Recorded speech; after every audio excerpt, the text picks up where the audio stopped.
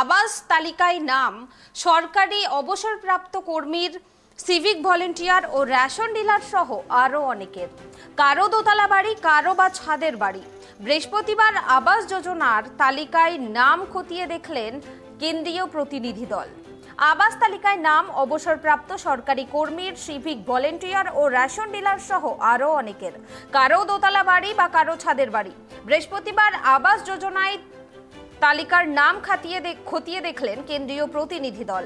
কালিয়াচক ৩ নম্বর ব্লকের চৌরি অনন্তপুর গ্রাম পঞ্চায়েতের ঘটনা।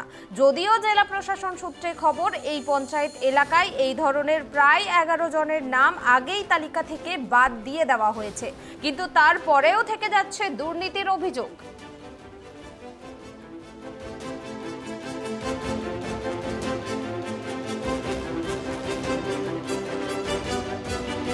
সে 2-3 মাস আগে দেখেছি লিস্টে। না করে আছে, কি করে বলবো কে দিল? রেশন দোকান, রেশন ডিলার। দেখুন, কেউ যদি দুর্নীতি করে থাকে, এসব সরকারি নিয়ম না মেনে যদি করে, তো কেন্দ্রীয় টিম যদি দেখে আর তার রিপোর্ট দেয়, তার পানিশমেন্ট হবে। এটা তো দোষ তো আর তো কোনো দলের নয়, কোনো ব্যক্তি বিশেষে তার এটা করছে। স্বার্থান্বেষী কিছু লোক আছে, তারা এগুলো করে, আর কিছু স্বার্থান্বেষী অফিসারও আছে, তারা এগুলাকে সাপোর্ট করে।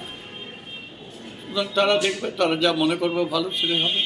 দেখুন, কোনো অভিযোগের ভিত্তিতে কেন্দ্রের তদন্ত টিম এসছে, তো তারা খতিয়ে দেখে তারা যা ব্যবস্থা নেবে নেবে। না, এটা তো সারা পশ্চিমবঙ্গ জুড়েই হচ্ছে, বাংলাতে বিশেষ করে, যে যাদের পাকা বাড়ি, দালান বাড়ি রয়েছে এবং যারা চাকরি করে, ধরুন কেউ স্কুল চাকরি করে বা সরকারি চাকরি করে, এমন বা বড় ব্যবসায়ী, তাদেরও বহু লোকের এই ধরনের নাম আছে। এটা তো বোঝাই যাচ্ছে যে কাটমানির উৎসতেই, কাটমানির জন্যই এটা হয়েছে।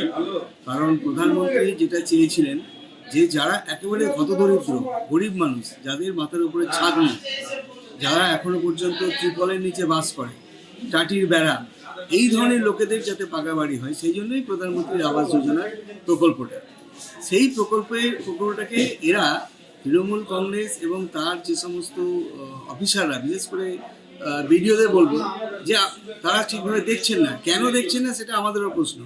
এটা তো তাদের দেখা উচিত, গ্রাম পঞ্চায়েত থেকে কীভাবে সেগুলো নাম আসছে, কেন আসছে, তার জন্য তো এই অভিযোগগুলো আজকে আমরা পাঠানো হয়েছে, আমরা পাঠিয়েছি।